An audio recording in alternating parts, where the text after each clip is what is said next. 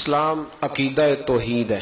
اس کا مطلب یہ ہے کہ نفع کا مالک بھی اللہ ہے اور نقصان کا مالک بھی اللہ ہے، زندگی دینے والا بھی اللہ ہے اور موت کا حکم سنانے والا بھی اللہ ہی ہے، رزق بھی اللہ دیتا ہے اور اپنی حکمت کے تقاضوں کے تحت کبھی تنگ دستی میں بھی مالک ہی مبتلا کرتا ہے۔ وہ اپنی حکمتوں میں کامل ہے، اپنے فیصلوں میں با اختیار ہے، ہر چیز اسی کی طرف لوٹتی ہے اور وہی ہر چیز کا مالک و مختار ہے۔ اپنے نیک پاک پرہیزگار بندوں کو جو طاقتیں دیتا ہے تو وہ بھی رب ہی طاقتیں عطا فرماتا ہے، اور اگر کسی اللہ کے بندے سے کسی شخص کا کوئی کام ہوتا ہے تو مدد وہ غیر اللہ کی نہیں، وہ عین اللہ ہی کی مدد ہے، اس لیے کہ کوئی بندہ بھی ذاتی طور پر کسی چیز کا مالک و مختار نہیں ہے، اللہ نے ہی مالک و مختار بنایا۔ آج کل ہمارے نظریات کے اندر، افکار کے اندر کچھ کمزوریاں آ گئیں، کچھ توہمات آ گئے ہیں، کچھ وہم آ گیا ہے، کچھ اوہام پرستی کا مسلمان شکار ہو گئے۔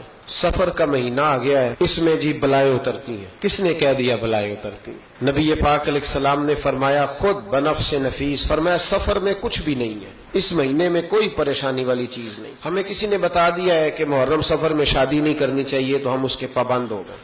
ہمارا یہ خیال ہے کہ کالی بلی رستہ کاٹ جائے تو کام نہیں ہوتا۔ ہمارا یہ خیال ہے کہ رات کو اگر گلی میں کتے یا بلیاں روئیں تو گھر میں کسی کی موت ہو جاتی۔ اللہ تعالیٰ معاف کرے، ہمارا یہ نظریہ ہے کہ خالی کینچی گھر میں چلے تو لڑائی ہوتی ہے، دودھ گر جائے تو منحوس ہوتا ہے، اور چارپائی پہ بیٹھ کے بچہ پاؤں ہلائے تو وہ منحوس ہوتا ہے۔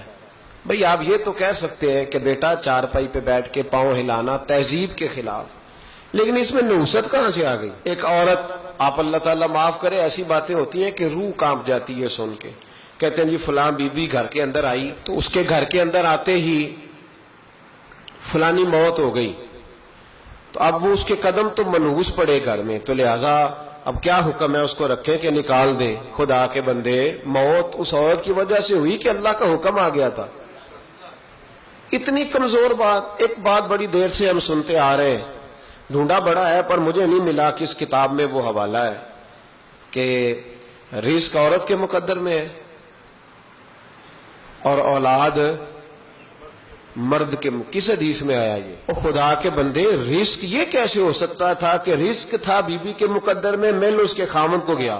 تو یہ ہماری توہمات ہیں، اوہام پرستی ہے، ضعف الاعتقادی ہے، افکار کی کمزوری ہے کہ ہم چیزوں میں اثر دیکھنے لگ گئے ہیں، حالانکہ اثر کس میں ہے؟ اللہ کی ذات۔ اور اتنی عجیب و غریب باتیں۔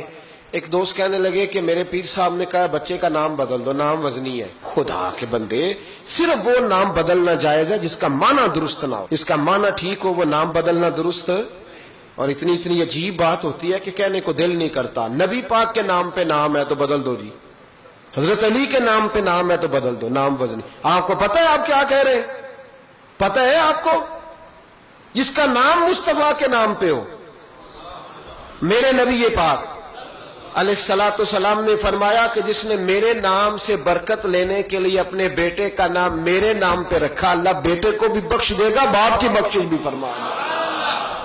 اتنا بڑا درجہ۔ تو میرے بھائی یہ اوہام پرستیاں، اتنی کمزوری آ گئی ہے، آپ یقین کریں لوگ رسیوں سے ڈرنے لگے، اپنے سائے سے گھبرانے لگے، ہر آدمی کو نظر لگ گئی ہے، جتنے نکمے تھے سب کو کالا جادو ہو گیا، جن کا کام پہ جانے کو دل نہیں کرتا تھا انہیں آج سیب چمٹ گیا، سب تباہی اتر گئی۔ بس کر دیں، دو چیزوں کی شریعت میں گنجائش ہے۔ ایک میرے نبی پاک نے فرمایا النظر الحق، نظر حق ہے، نظر لگ جاتی ہے، اور وہ ضروری نہیں کہ باہر سے کسی کی آ کے لگے، وہ تو ماں کی بھی لگ جاتی ہے، وہ تو پیار سے دیکھے تو وہ نظر تو لگ جاتی ہے۔ نظر تو وہ ظالم نظر ہے کہ اٹھے تو بیڑا ہی پار کر دے، اور کبھی گرے تو کھانا خراب کر دے۔